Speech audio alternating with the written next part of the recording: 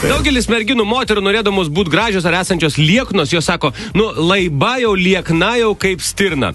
Gerbėmieji, gerbiamosios, mokslininkai teigia, kad vidutinės stirnos patelės sveria 120 kg. O taip. Žiūrėk geras. Laiptinėje nebuvo jaunų merginų, todėl bobulės ant soliuko prostitute vadindavo kiemsargi. Beigi narkomanu. Geras šitas, geras. Dar vienas. Savivaldybė atėjus, reiškia, sėdi dar valdininkas ir klauso skundo moters, kuri pas mūsų sodas, užduokit vandens, nėra, tai užtruko kaimynas, degina viską. Tai sėdi taip. Ponia, aš atsiprašau labai, jeigu galite, kalbėkite lėčiau, nes aš nespėju dėti ant visko, ką jūs sakot. Jo, labai gerulis kietas.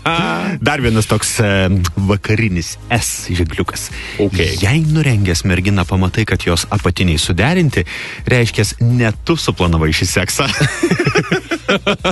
O ji, geras. Taip, subtiliai. Čia teisybė griniausia. Nu, va. Reiškia, čia iš Rusijos anekdotas, kur ten prekės uždraustos, ypač jūros gėrybių, sakė, nėra beveik. Žodžiu, sako, uošvė užsimanė jūros gėrybių savo 50 gimtadieniui.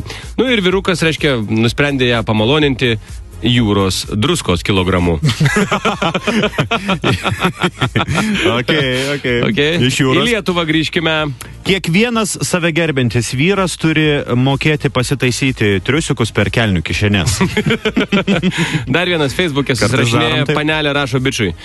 Sako, aš vakar apie tave galvoju visą dieną. Jis rašo, kaip?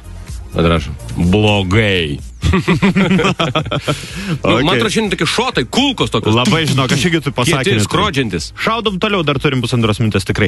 Jeigu katinui prie letinos pritvirtintum švitrinio popieriaus gabalėlį, tai jis nepraustusi, o skustusi. Šitas geras. Matai, aš išaudžiu visus savo turimus, tai galim. Gerai, aš dar turiu keletą. Niekas taip nenervuoja Tibeto vienuolio davusio tylėjimo įžadus kaip išjungta šviesa tualete. Įjungta šviesa tualete.